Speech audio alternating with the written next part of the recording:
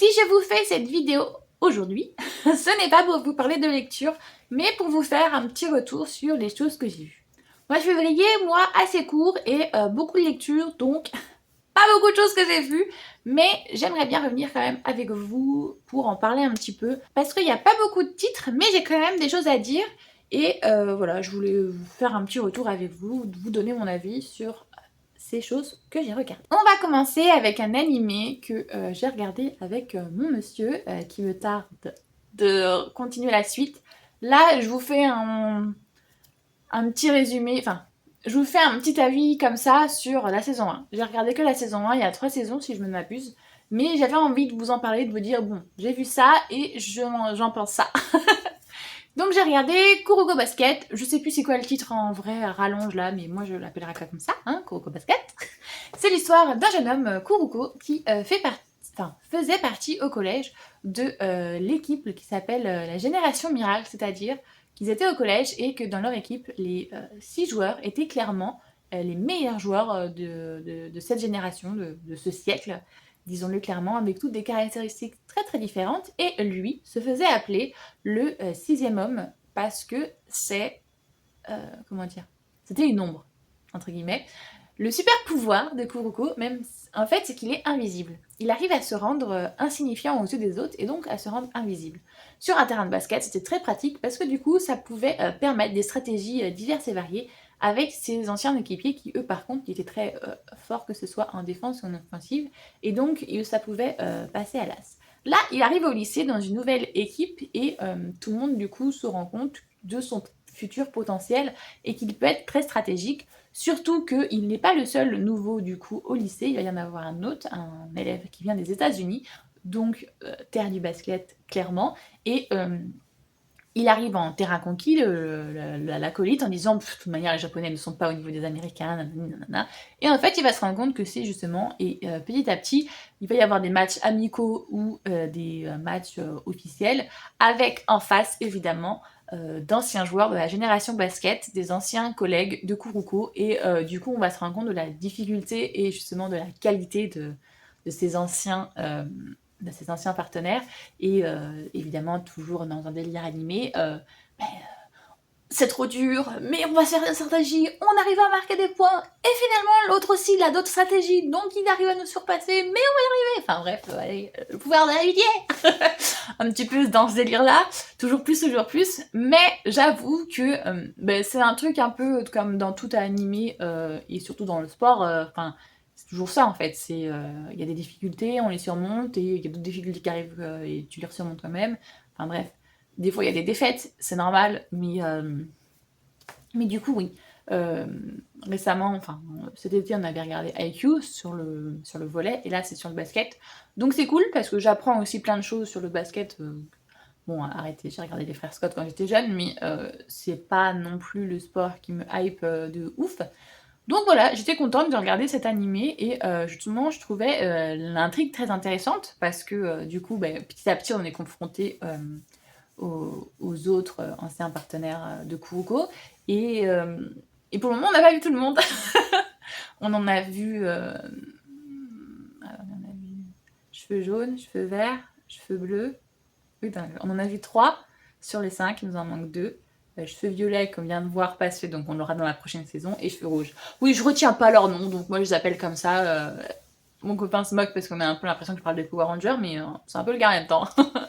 Donc voilà, j'ai bien aimé, donc je vous conseille vivement cette série, surtout si vous aimez tout ce qui est sport et tout, et même si vous l'aimez pas d'ailleurs, hein, parce que je suis pas du tout une sportive, voilà, très très loin, mais l'ambiance est cool, et c'est assez addictif. Je le fais pas du tout dans l'ordre, parce que là je vais vous parler de la toute dernière chose que j'ai vue avant de faire cette vidéo, genre hier soir. J'ai regardé la série sur Netflix, Spinning Out, je crois que c'est ça le nom. Parce que je sais qu'il y a une traduction en français, mais je sais plus c'est quoi. Donc, c'est l'histoire d'une jeune patineuse, Katharina, qui a eu un accident il y a 2 ans. Elle est tombée sur la glace et elle s'est fracturé le crâne. Et depuis, elle n'arrive plus à faire les sauts qu'elle faisait avant. Et ça fait 2 ans du coup qu'elle essaye de passer senior et de réussir les concours pour pouvoir être dans l'équipe des Jeux Olympiques. mais ne réussissant pas à faire ses sauts à cause du traumatisme qu'elle a vécu, c'est assez compliqué. Et elle va finir par échouer et devoir passer autrement pour aller aux Jeux Olympiques, c'est-à-dire ne plus y aller en solo, mais devoir se mettre en couple avec un autre pour pouvoir potentiellement aller faire justement les Olympiques en couple. Voilà. Mais évidemment, il y a des histoires d'adolescents, des couples, des triangles amoureux, des nanani nanana. Sa meilleure amie est amoureuse d'un mec, mais forcément, c'est le mec avec qui elle va se mettre en partenaire, en couple à, à la patinoire. Mais celui-ci est intéressé par elle, ils n'ont pas passé un meilleur ami, mais en même temps, son manager au boulot est intéressé par elle. Enfin bref. Il y a plusieurs petites histoires comme ça d'intrigue avec la petite sœur en même temps qui fait aussi du patinage, et mais qui est déjà au top, la première partout. Et du coup, l'autre qui est à côté, Kat, qui est traumatisée par son échec, le vit un peu mal. Et il y a de la rancœur dans les unes envers les autres. Surtout que va arriver à ça des problèmes familiaux hyper intéressants et hyper creepy. La mère est bipolaire et Katharina, elle aussi, est atteinte de bipolarité.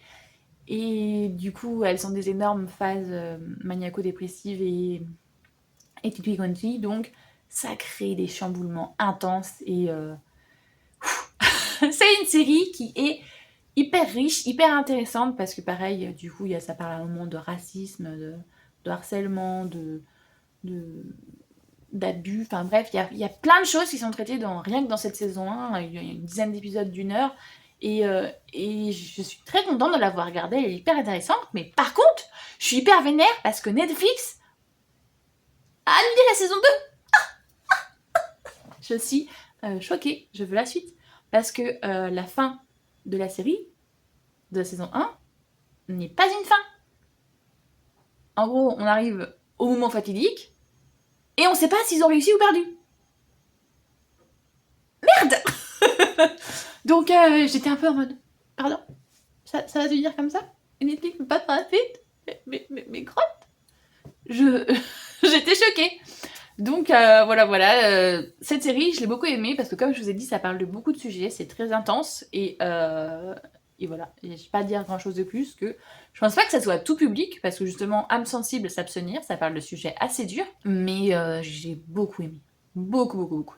Alors, du coup, on va arrêter les séries et on va passer au film. J'ai vu Purple Heart, alors je crois qu'en français c'est Nos cœurs meurtris, sur Netflix aussi. C'est l'histoire d'une jeune femme qui est une passionnée de musique, mais qui travaille dans un bar comme serveuse et qui fait des petits concerts dans ce même bar dès qu'elle peut, dès que son patron lui autorise à être sur scène.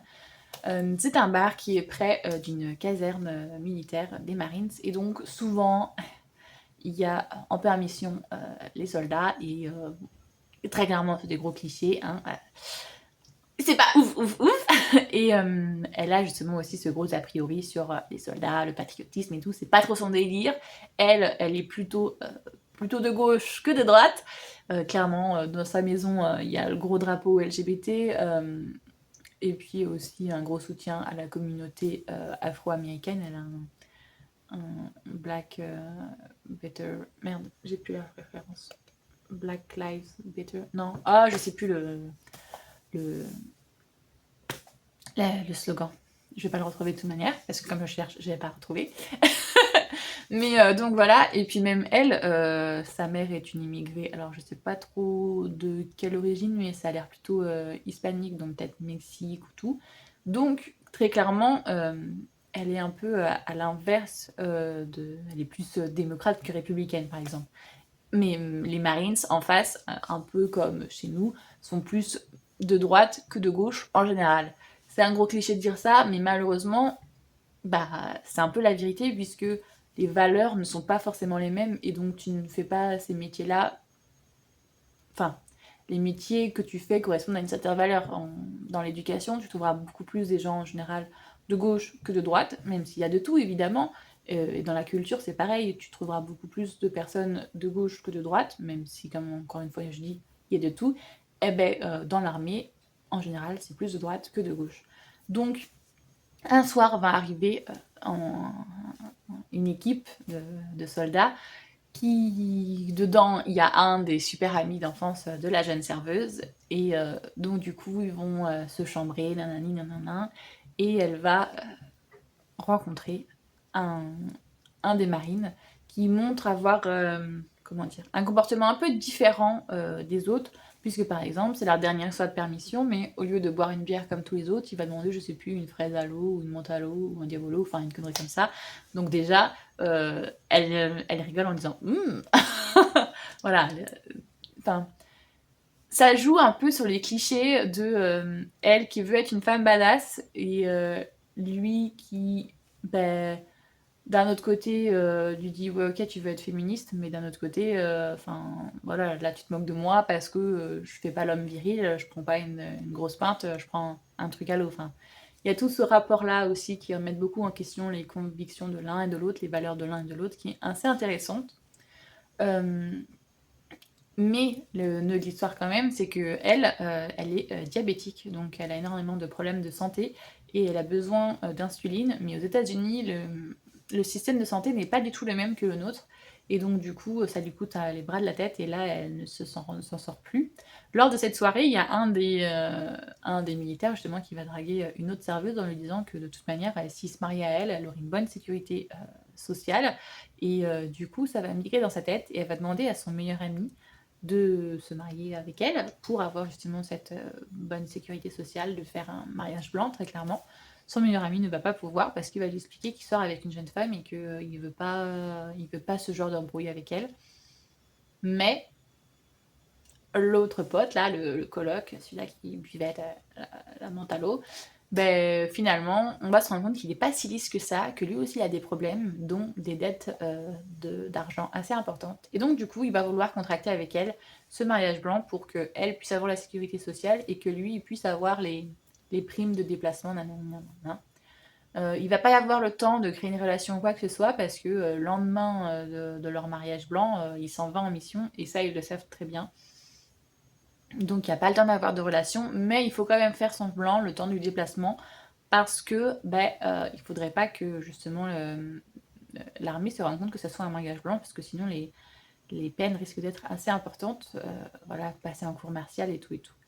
Donc il y a une relation qui va naître entre l'un et l'autre ou justement qui est assez intéressante.